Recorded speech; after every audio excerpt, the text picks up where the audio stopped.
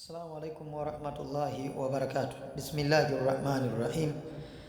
Somo la leo ni kuhusu misingi au vigezo au nguzo za swaumu ni zipi, na somo hili tutajikumbusha kupitia kitabu kinachopita mbele yako kiitwacho Kullu ma turidu an ta'rifahu ar-Ramadhana cha mtunzi aitwaye Sheikh Mustafa Husni. Tutakwenda katika ukurasa wa 20 na ameuliza katika ukurasa huko kusema ma arkanu siyam, nguzo misingi ya funga ni ipi? Awalan an-niyya. Sheikh akasema jambo la kwanza katika misingi na katika nguzo za saumu ni nia. Nia iwepo kwenye hiyo saumu naielekea kuifanya, na nia hiyo iwepo kabla jua halijachoka, kabla asubuhi ya sadiq, asubuhi ile ya sadiq inaadhiniwa adhana ile iwe bado haijafika, uwe na nia hiyo umeshaisimamisha hivyo. Na baada ya maelezo hayo aliyataja hapo ya Malik, amekwenda akaonyesha msimamo huo wa kuwepo na nia kupitia hadithi iliyosema innamal a'malu binniyati, kwa maana matendo yote ya mwanadamu yanazingatiwa kwa nia. Kwa hiyo mtu kama atakuwa hatii nia kwenye kile anachokifanya atakuwa hapati chochote katika thawabu ya kile anachokifanya. Na akaenda mbele akasema wa inna ma likulli imri'in ma nawa, na kasinginevyo kila mtu atalipo kwa namna alivyoweka nia, alivyotia nia katika lile jambo ambalo analitenda. Kwa hivyo inatakiwa tunatia nia katika kufunga kwetu kwa Ramadhani hii ili tupate ukamilifu wa swaumu, kwa sababu swaumu inapokosa vigezo hivyo vya nia basi inakuwa na shida. Na akaongeza hadithi nyingine anasema man lam yujmi siyama qabla al-fajr fala siyama lahu, yule ambaye hajakusudia, hajaazimia, au unaweza kusema yule ambaye hajathibitisha dhamira asiyama ya kufunga kabla al-fajr, kabla haijafika alfajiri akawa hajafanya hivyo, fala siyama lahu, mtu huyo hatakuwa nafunga.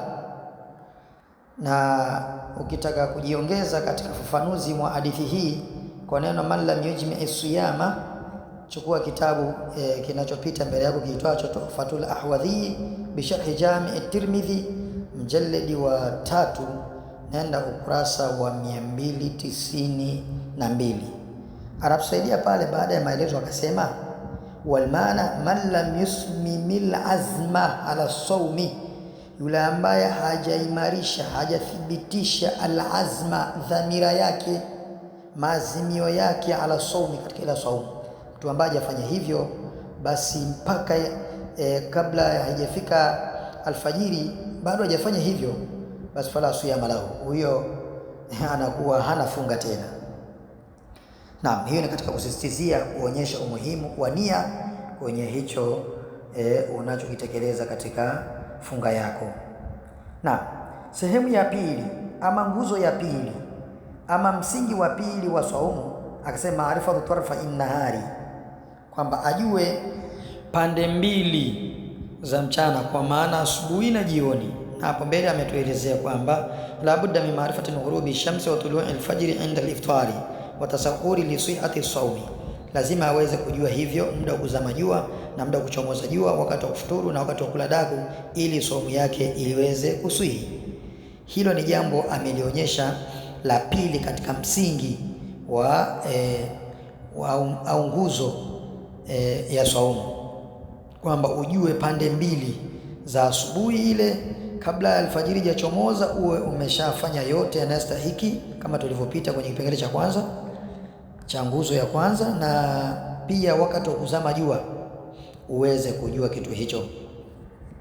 Na shaka ametusaidia kutufanulia akasema falau akala mu'taqidan annahu layl, laiti alikula akiamini kwamba muda ni usiku, wakana kad tala alfajr, na ikawa tayari alfajiri lishachomoza, au akala mu'taqidan annahu kad dakhala al-layl, au amekula akijiaminisha kwamba usiku shaingia, thumma bana khilafu, kisha ikaonekana kinyume chake, lazima kulqadau inda al-a'immati al-arba, ni lazima aweze kulipa saumu hiyo kwa mujibu wa wanachuoni wale maimamu wanne ambao tunafahamu bila shaka.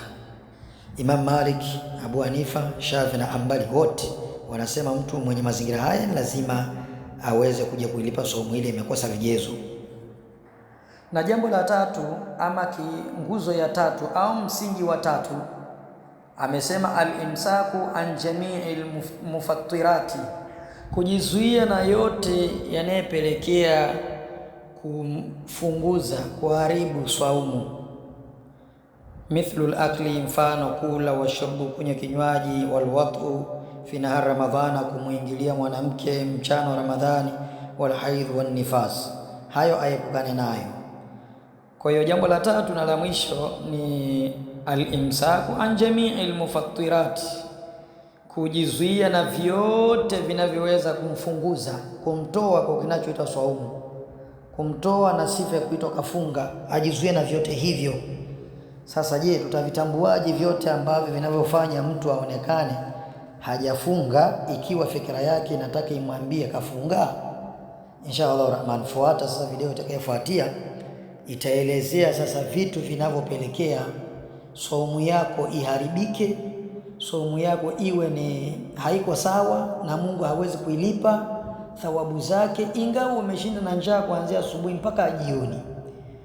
Tutaingia kwenye video itakayofuata katika kuwaelezea sasa yale mambo yanayopelekea yaweze kuharibu funga na yaweze kusambaratisha malipo uliyokuwa unatakiwa yapate kupitia funga hiyo iliyokosa vigezo vyake. Nadhani tutakuwa tumejikumbusha kuhusiana na nguzo ama misingi ya saumu, hivyo tuweze kusubscribe na kuweza kulike na kushare, wenzetu waweze kufikiwa na masomo haya na wenyewe wajikumbusha kuhusiana na misingi hiyo ya funga, ili wasije wakaharibu saumu zao kwa kujua ama kutokujua. Wallahu waliyu tawfiq. Wassalamu alaikum wa rahmatullahi wa barakatuh. أيها الذين آمنوا كتب عليكم